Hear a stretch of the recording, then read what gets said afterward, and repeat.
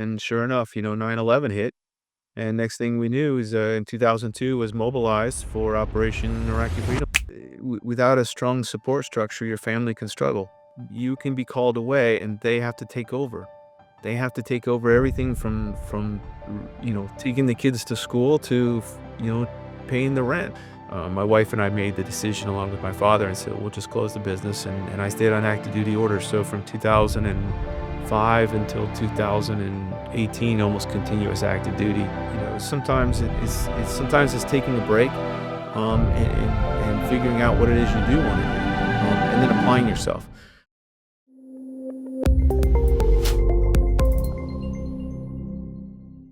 Welcome to Veterans Corner. I'm George Hinestrosa, an Air Force and Army retired veteran of 25 years and a business owner for 8 years. Here on the show, we explore how military experience transforms into business success. Each episode features veterans who've built thriving businesses, sharing strategies that turn military training into entrepreneurial advantage. The mission is to inspire and equip transitioning service members with practical knowledge, real-world insights from veterans who've built their businesses in many different industries. And today's guest is Reid Webber. Welcome to Veterans Corner, Reid. Thank you. It's nice joining me here. It's a pleasure to have you. So picture this. You're sitting in a Pentagon briefing room, analyzing intelligence that could change the course of military operations across 4 continents. Now imagine taking that same strategic mindset and applying it to revolutionize how the world consumes news. That's exactly what our guest has done. Meet Colonel Reid Webber, a man who spent over 2 decades in the shadows of military intelligence, orchestrating operations from the Sahel region of Africa to the mountains of Afghanistan. As Deputy Chief of Future ISR Operations for the Department of Defense, Reid wasn't just collecting intelligence, he was architecting the future of how America sees the world. But Reid's story doesn't end with his military retirement. While most colonels might settle for consulting roles, Reid saw something different. He recognized that the same information chaos plaguing military commanders was drowning civilians in an ocean of biased, fragmented news. So he did what any good intelligence officer would do. He built a solution. Enter Stylo News. His AI-powered news platform that doesn't just report the news, it dissects it, analyzes bias, provides geopolitical context, and delivers the kind of multi-source intelligence briefings that were once reserved for generals and presidents. Think of it as having your own personal intelligence analyst, but for understanding the world around you. Again, welcome to the show, Reid. And so before we get started, why don't you share a little bit with the audience about, as a young man, what compelled you to join the service? Did you have mentors? Did you have people you looked up to, watch the good old movies that we all watched as young kids? Well, of course, I enjoyed all the old war movies and such, and it was always exciting watching the actors portray significant events and throughout the world. But when I started college, my father introduced me to ROTC, and he spent 30 years in the CIA, so he had a great career serving our nation in his chosen profession. And he said, "Hey, why don't you just try the ROTC? It's something you kind of always liked." And I was going to school in Eastern Illinois University, down in the southern part of Illinois.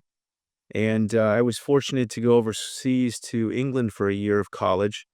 And seeing everybody that was there, Americans that were there at the embassy and serving overseas then in 1985, 86, I just thought, this would be a great opportunity for me. So I went back as my junior year in college, and I looked at my friends joining, joining the ROTC, and I looked at friends staying in southern part of Illinois, and I said, I want to go back to Europe. I want to be in the Army. So but once I took the decision, I dove head first. So everything after that was, I wanted to be in the Army. So Wow. yeah, that's the decision.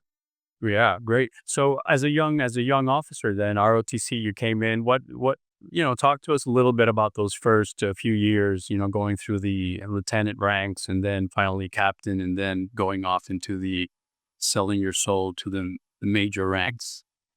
So I had a very It was funny because, in I say it's funny, but they told me when I was in the branch there as a senior and getting ready to graduate, they said, "You're in the quartermaster corps." And I said, "Well, I don't know what that is." I wanted infantry, I wanted armor, I wanted to be, and, they said, "Go study it, cadet." So I went and I said, "Well, this could be interesting because they have parachute riggers."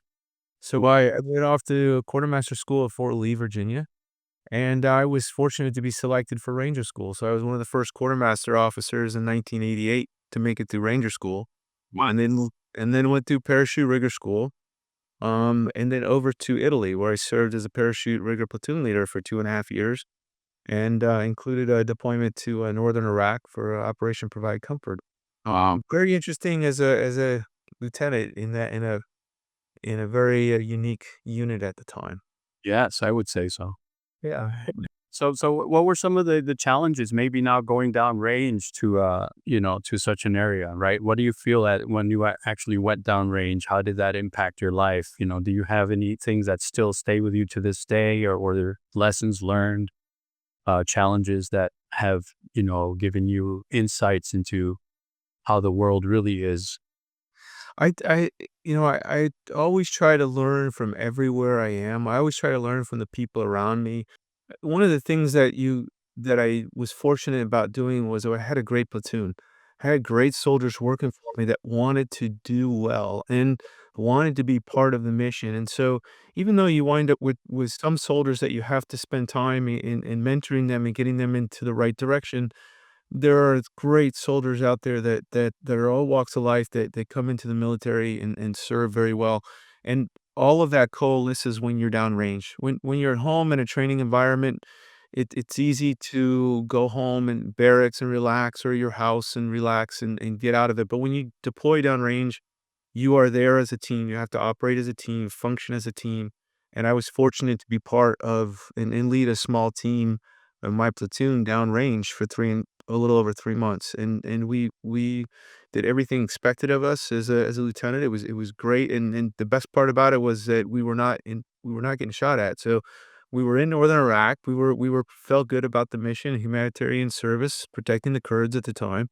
And, we it was a great experience for myself, and fortunately, everybody came back in one piece, so it was a good experience. After that, though, when I returned is when they had the drawdown, and so I got out and, returned home as a first lieutenant, and, eventually settled down in Florida, Sarasota, Florida, and, I said, "Well, I can't quit the Army," so I joined the Florida National Guard. So tell us a little bit about that, the ongoing, right? Because obviously you retired as a colonel. So how, tell us a little bit about, the ongoing challenges you faced as a young man, obviously going through all of those changes, now going from army to, to the other side. Well, the Florida National Guard was again, it's great Americans that are doing great things, and you come together and we did exercises, we had drills once a month, we did annual training. I was fortunate to serve in a special forces battalion, and then I switched to from quartermaster to military intelligence. So it gave you opportunities to switch branches that were not available on active duty. So it was unique there. Met a lot of great people there. And then in 2001, the whole world changed. I was in a special operations detachment and we were serving up in, working for SOCCENT on drill weekends. And sure enough, 9/11 hit. And next thing we knew is, in 2002 was mobilized for Operation Iraqi Freedom. So, that was the first year. And, of course, that changes everything. I was a small business owner with my father in Sarasota. And, getting called away for a year was not was not you know, they were worried about me, I was worried about them, um, Right. leaving home. So, did what we have to do. It was, again, it was a great experience being part of the SOCCENT and, Tell us, Central. Tell us a little bit about that in depth, because I mean, obviously, that leaving home now you're settled in a business and you're still in the guard, but just being, taken out like that and put into an environment, even though you've been there before, that's got to play, a little bit on the internal dialogue, and again, we're trying to, for those listening. what are some of the takeaways that you might look back now and say, this is how I dealt with it, and maybe I should have dealt with it maybe a different way, or everything was good to go the way I saw it, you know? What are some of the mental gymnastics maybe there that we might look into? A family, leaving family behind, I don't know. I think the hardest challenge was the family. Mm, And I say that because for me, I felt very confident and comfortable with being in uniform. I felt great with the people around me. I had no question about serving. I had no problems with going forward to anywhere I was going to go. I felt very well prepared. The military trains you. You're part of a team. You're never alone. There's always people there. There's always help there, but your family is not without a strong support structure, your family can struggle. Um, and, uh, and and it when you're in the National Guard, your spouse and your family have to always be prepared that, reserves or National Guard is that you can be called away and they have to take over. They have to take over everything from taking the kids to school to, paying the rent, if that's the case, or the checks, and they have to know where all those things are, and you have to feel great confidence in your relationship. There was plenty of relationships that didn't last, but my wife and I have been married 30 years, and it's because we had a strong relationship that when I was gone, I felt comfortable with her. We did face one challenge in 2005 where I was deployed the second time, and I eventually stayed on active duty orders for many years, but when I left, we were in the middle of doing construction, adding a new room addition, and she faced huge problems with getting construction workers out to finish the house, and what's a great story was I reached out to a contact of mine in the Florida National Guard. Next thing I hear from her is she said that the constructions workers showed up and said somebody from the Florida National Guard called them and said they better be at the house, you know?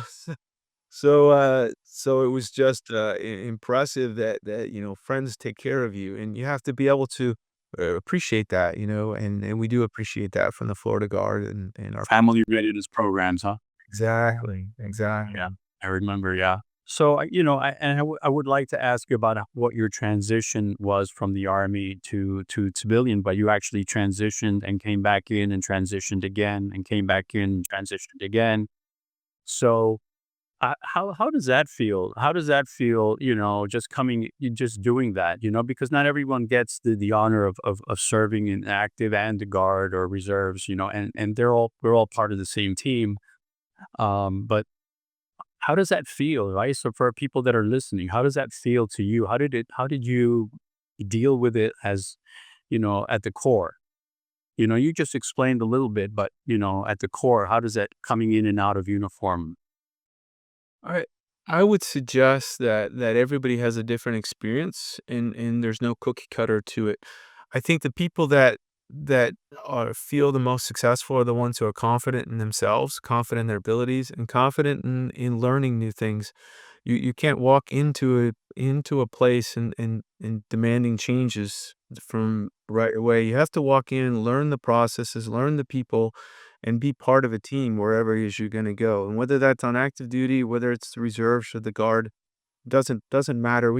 I had an interesting experience when I was activated in November 2002, and it sucks that we were sitting in a meeting and there was about 20 of us in the room, and I knew by then I had introduced myself to people before walking down the halls and stuff, and I'd say that, out of the entire room, there were 3 on active duty, and they sat there just, you know, saying, "Oh, I don't know what we're gonna do with all these reservists," and we all looked at them and said, "Wait a minute, we're all here. We Right. wanna be here. We signed we all of us have 10, 12 years of experience already. We're here, we're gonna work, and we're gonna do our jobs." And what's unique about it is that being in a guard or reserves, yes, you may take you a little bit of time to get up to speed on your active duty processes, but you bring some unique skill sets. I mean, you have folks that might be a staff sergeant in the Army Reserve, but their civilian job, they might be a GS-14 in the DIA. So you got some incredible skill sets out there. We used to have folks in the Florida Guard who worked for, AT&T, and T, and they would show up and be able to, hook up phones where you didn't expect, you know? And now you have cell phones, but Back then, it's in the '90s, it was different. So, there are some unique things out there, and it's just a matter of learning to work together, and bring all the skills to bear that you can, and that's the cool part about being in the military, especially in units that say, "Yes, we can do this." You know, "We can work together, we can find a way, and we can be successful." Wow.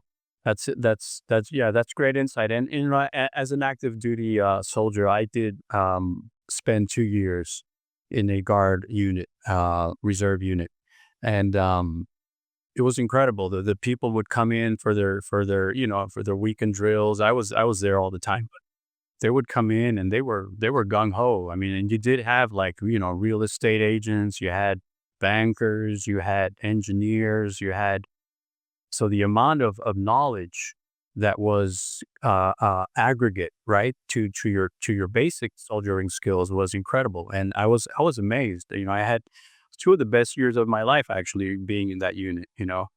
Um, so I have nothing to say. At first, yeah, and I have heard that, oh, what are we going to do with all these, part-time soldiers? But it's not really in their heart. They're there because they want to be, and that's the Most of them are. yeah. That's the case. The same thing too in joint environments. I at first, I didn't know what to do with it in a joint environment, but I came to just love it. There's I learned so much from, you're in an area of the world where, we were down and we were deployed to Djibouti, and looking at things going on in Somalia in 2005, and and we're seeing a P-3 flying, and we're in the Army. We don't know what that's gonna do for you, and then, a Navy sailor says, "Well, let me tell you what it can do. Eh, you could do this, this, this," and I said, "Great, let me put one of my soldiers on the back of that thing and shoot some pictures that we want." So, absolutely fantastic, it's fantastic to be part of a joint headquarters when you're not sure what the other services bring to bear, but when you start to see it all come together, it's absolutely incredible. Yeah, it's a beautiful thing. Yeah, you are right.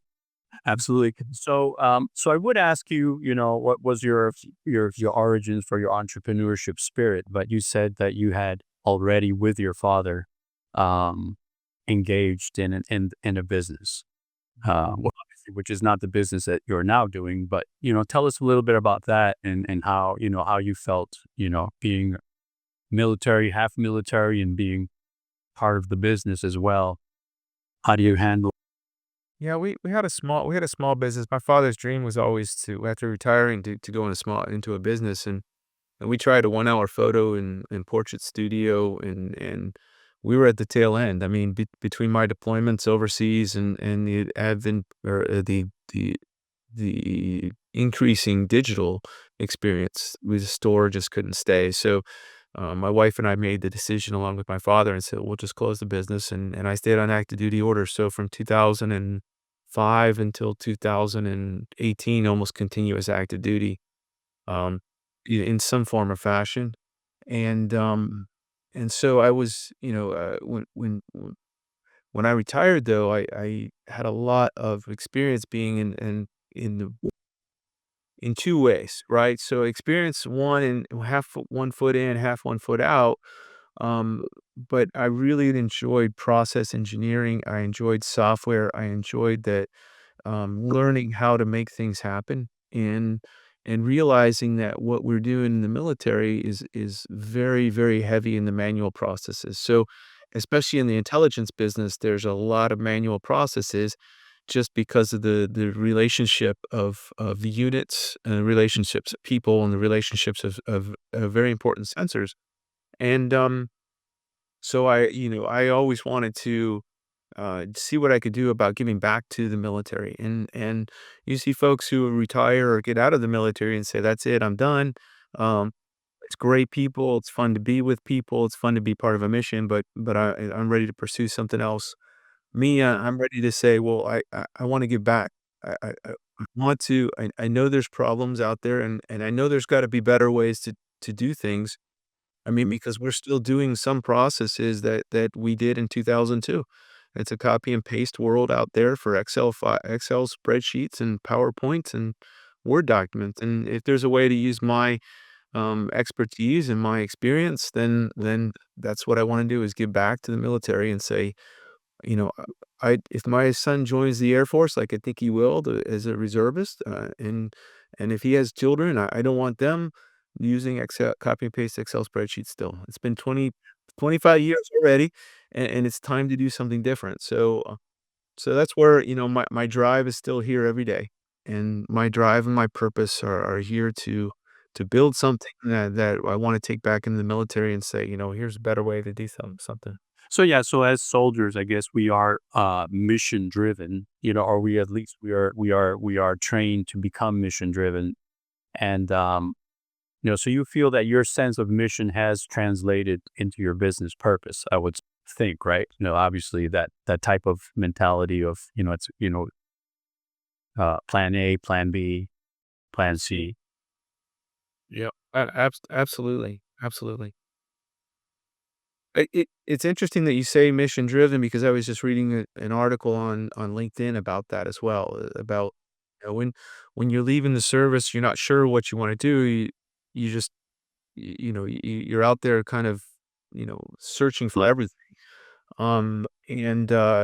Sometimes sometimes it's taking a break, and figuring out what it is you do wanna do, and then applying yourself. N and with the military, it's pretty straightforward. There's a first sergeant, there's a company commander, there's somebody that's gonna tell you what to do. You're gonna wake up, you're gonna go to PT, you're gonna go to the gym, you're gonna go do this job, and then when you get done, you can have the night off. Right. Little friend off, right? And they tell you that, but when you leave, there's nobody that's gonna tell you that. And if you start to be an entrepreneur, unless you have a lot of money, there's nobody that's gonna clean your business. There's nobody. You have to do all of that, and you have to stay disciplined for yourself and disciplined for your family if that's the case. If you go into contracting or you go into another business or things like that, find your way to be important, to find your way in your pathway out there. And chances are you're not there's very few people I know that leave the military and find one job and settle in. That it's usually you find a job, and just like a military unit, you'll move every couple years. Well, same thing too with civilian. You may find a good fit the first, but chances are you'll find a better fit the second or third time around. It's interesting. Interesting. So let me ask you a deeper question. Was there any moment, Reed, when you felt like maybe everything was closing in? Any time when you nearly gave up? What kept you going? Was there any moments like that in your during your military time, either active or later with the guard? Military, no. I mean, I was driven. The hardest part with the military was just the orders process. I mean, I would have continued to stay in continuously, but the way that the reservists and National Guardsmen stay on active duty is through the COATOS process or some type of funding. And so every September it was, wringing our hands, wondering if I was going to have a job on October 1st. And promises of orders would come through. We'd see reservists that would be downrange in Afghanistan and say, well, if my orders don't come tomorrow, I don't know what to do. Right. So it's the processes sometimes. The military just doesn't seem to have a always the smoothest process to keep the orders, Flowing. flowing. Yeah, even though your commander, everybody signed off on the documents. Yeah, that was the tough part, with the family telling them, "I don't know if we're moving or home or wherever," because I was over in Germany for several years. And, so I'd say, "Well, yeah, I promise the orders will be here. I might show up on October 15th." So I got 2 weeks, but that was a stressful time of the year. You hurry up and wait. Yeah, exactly. But I always had faith though in the people I worked for and the people I worked with. And in the military, I enjoyed the army. I enjoyed the military. So how can you tell us how has your military experience maybe given you an edge in your industry? And if so, how do you feel it has affected that? So I mean, I looking at that as the question. Let me formulate this here in a second. There's a couple things that I would keep in mind. Is number one is stay true to yourself. There's some ethical and moral questions that maybe, in the military is straightforward, but in the business world, you might want to think about cutting an edge or something and don't. Stay true to yourself. The next thing is stay on target. Uh, in the military, they'll you have long range plans, you have short range plans, you have training plans. Same thing too in business. You're gonna have some near term goals, you're gonna have some long term goals. And you have to know when to change and when to shift if that's the case in civilian world too with businesses. You have to know when to shift or try to shift and try new things. Don't be afraid to try new things. Don't be afraid to go out and try something new or try. I guess I was always working two jobs, a civilian job and the army job. So I'm not afraid to work a couple things, and that should be the same with. I don't want to say that should be the same for everybody, but all I'm saying is don't be afraid to try things. And stay in shape. You you start to really appreciate that time for physical training when you're running your own business and you forget about it. You say, "Oh, I'll get to it later. I'll get to it later." But stay in shape stay in shape physically and mentally, uh, and you will be able to go the distance just like you were in uniform. Right.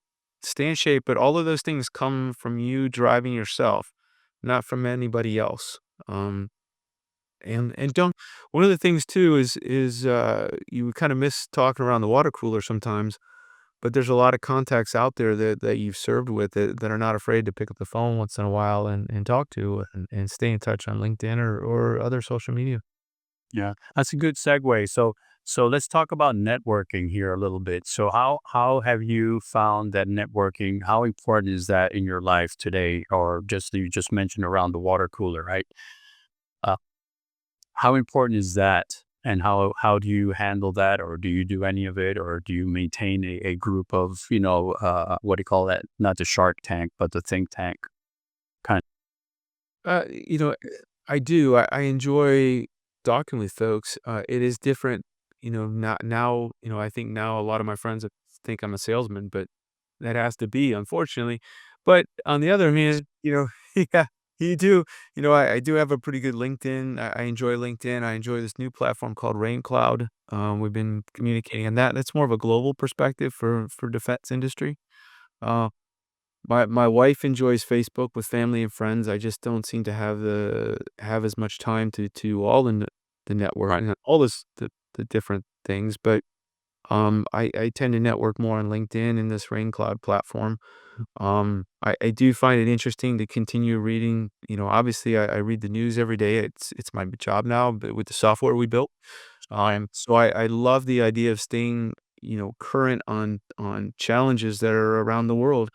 And we just had a 2-week, pilot study with the Fairmont State University in West Virginia. Their OSIX lab, OSIX lab, did an evaluation of our software, and it was great talking to these students who are national security, majors and talking to them about current events that are going on. There's challenges in the world, and I just, I want it's nice to have a conversation with folks that can appreciate challenges, understand different sides of the challenges, and have a civilized discussion about them. And there's too much polarization out there, and that's where I think that with our software, what we're trying to do is introduce facts, and bias down into the sources and the perspectives of the different decision makers so that people can have a conversation about what are the facts and what's the situation out there. And that's what we try to do with our Stylo News software. Um, Yeah. I think I really like this artificial intelligence. I like being able to give it some direction and see the results from it. Right. Excellent. Very interesting. So now that you are into this latest endeavor with Stylo News and you're starting to master the AI, or at least put it into practice, what do you do for um, personal mind management? Do you have a moment of meditation? How do you keep yourself sane amidst everything that is going on in the world? Because obviously, if you're reading the news daily, that's a lot of information, and I do a lot of that. And sometimes it can create a lot of brain fog, because there's just so much information overload. How do you find time to find yourself? How does Colonel Reid find time to make himself bring himself back down to earth? and prepare for the next day? If- Well, to uh, I enjoy a lot of exercise. I still, whether it's running or whether it's walking or whether it's riding a bicycle, it's that time when I can relax. I can listen to music. I can listen to books on Kindle. And I enjoy some of the biographies and autobiographies of famous people. So I enjoy that and listening to how maybe they experienced or got through challenges, whether it's military leaders or whether it's political leaders and family. My wife is from northern Italy, where I met her in Vicenza, and we have a great time together. And focus her. My son is finishing up his law school at Stetson University, so we spend time as a family. So.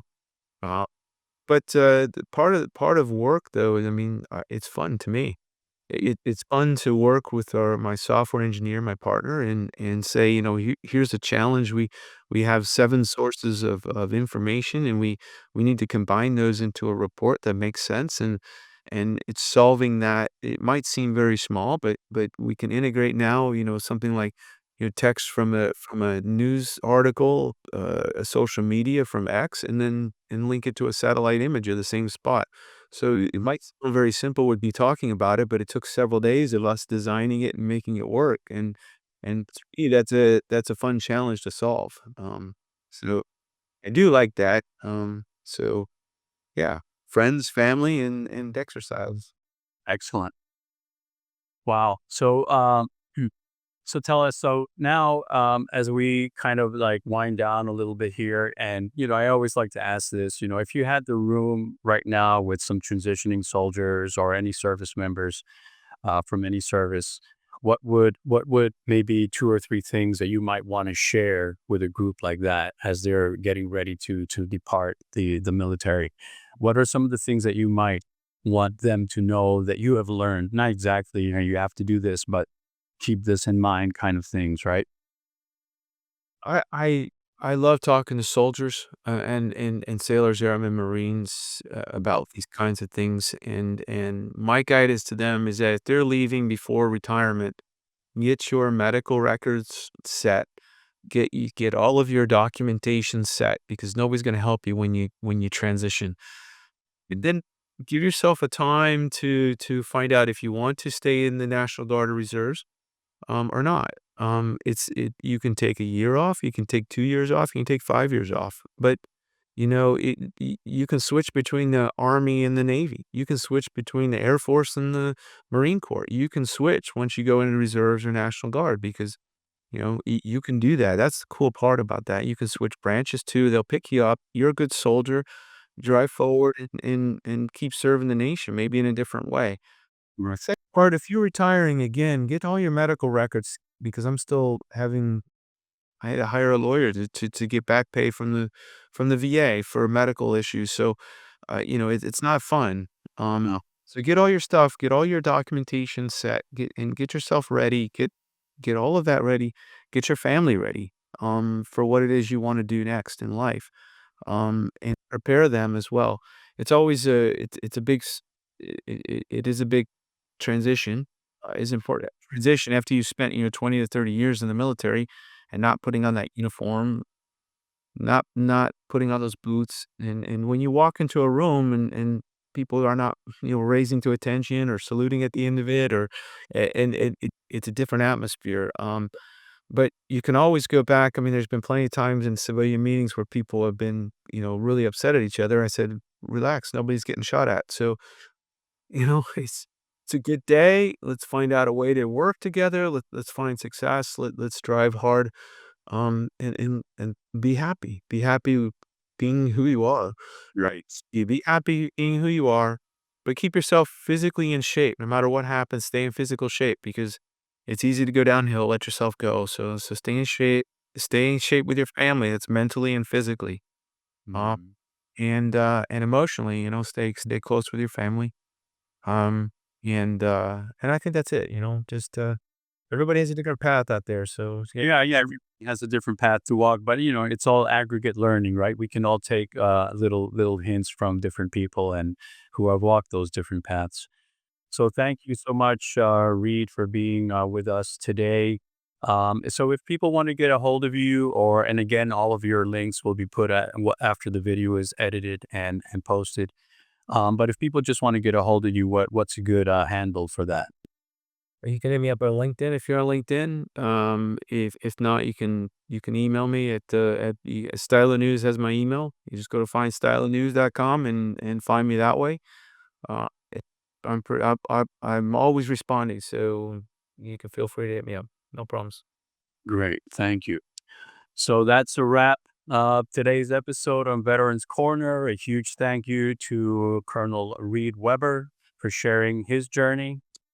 If this story inspired you, don't forget to like, comment, subscribe, and share. Join the conversation by sharing your thoughts or experiences in the comments. Until next time, keep pushing forward, stay strong, and remember, you're never alone. Thank you, Colonel, for being with us today. God bless you, and we'll talk to you soon.